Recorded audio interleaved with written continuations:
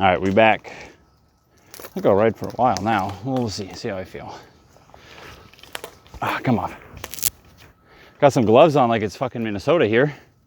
It's not too cold, but getting on the bike, it gets chilly. I gotta stop here a second. Now they're mittens.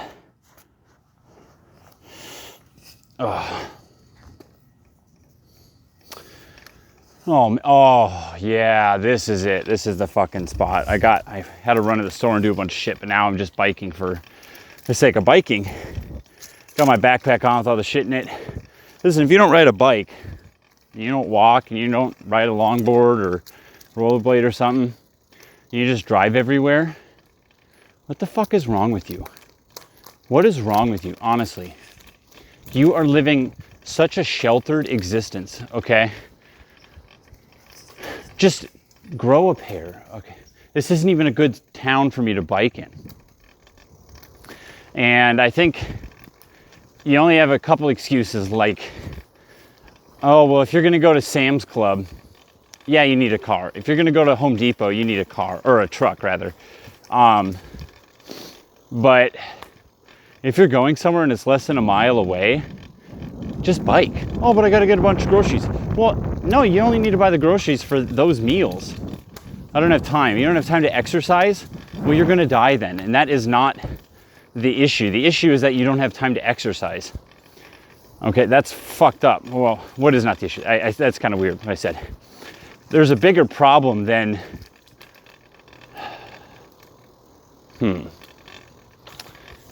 it's just unacceptable. Something needs to change, and it's not really their fault always. Like, I've been in those situations where for years I was working like 65 hours a week, and biking places just didn't really seem feasible.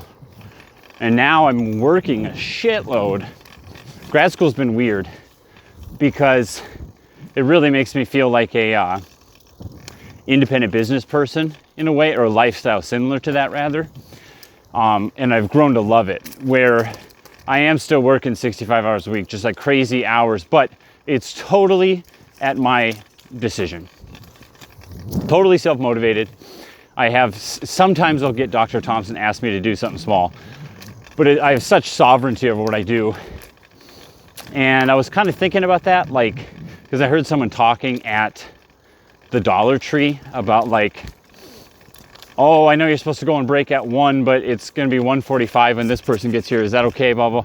And I remember working hourly, and for a second I was like depressed or worried because it's like, oh shit, what if I have to go back to that? But you know what? There's something really nice about that. Like, I think the challenge or the trade-off you get when you are self-employed is like, where does work stop? Putting those boundaries up is hard. Whereas like when I worked for a restaurant, I'm done, you know. They might call me to work a shift and I never fucking pick up shifts, ever. You know, that is not my fucking style. I try to. I always tell them I need 24 hours notice, which is like defeats the purpose. But fuck you. Like, if you told me, even if my plans for the day were to relax, I was planning on relaxing then. Like, no, I'm not gonna come in. Unless they called me, which just doesn't happen for bartenders as much, but like, hey, we just need you for this one party. And you come in for 2 hours, 3 hours. Those are gold mines. Those are the reasons why people who are like, oh, I was thinking about bartending to make some extra money. No. You need to serve. Bartending is a little bit more of a headache.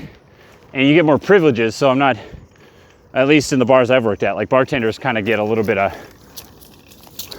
wiggle room. And servers are just like everybody's bitch. Even the food runner's bitch, like everyone's yelling at them. They count on everybody else. It's not their fault. I mean, they have to like bring together the bar and the kitchen and the cleaning, and so they're the ones that like tie it all together. But that being said, being a bartender, you know, you got to come in and juice and shit, and you got to prep all this stuff and do stocking and of the liquor pull and or not pull, but like the delivery. And I really miss bartending sometimes. It just takes the right environment and it can be so magical.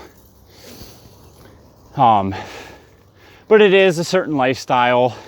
I don't know, maybe it'd be interesting to like come back to it with, I guess I've always had purpose in my life, but I was so, I kind of do look back sometime on my life and I feel like I'm a smart person.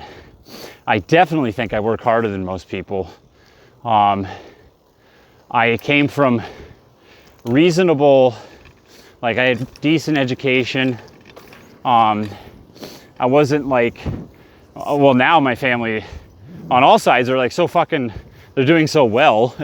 It wasn't like that when I was in school, but I certainly never went hungry by any means, and the lights were always on and I didn't have roaches running around. So for that, I'm really grateful.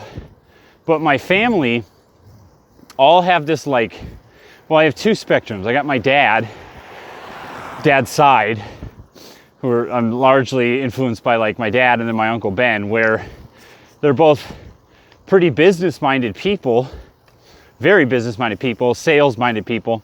But my dad is like,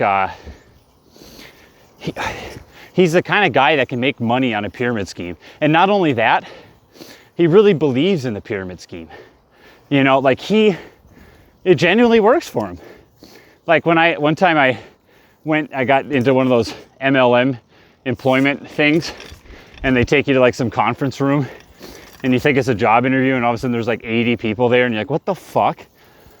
Well, so I went to that and I'm like, this is really suspicious. I think I was 18 or 19. Must have been actually 20 because I was back in Minnesota. And I called my dad. I'm like, Dad, do you know this company Primerica? Didn't you work for them once? And he goes, oh, it's awesome, Ryan. It's great. You got to do it and blah, blah, blah. Well, it's so obviously a pyramid scheme because like what they sell is financial advising. But, you know, like here's the sign, kids. If they're more focused on recruiting people than they are on selling the product, it's a pyramid scheme.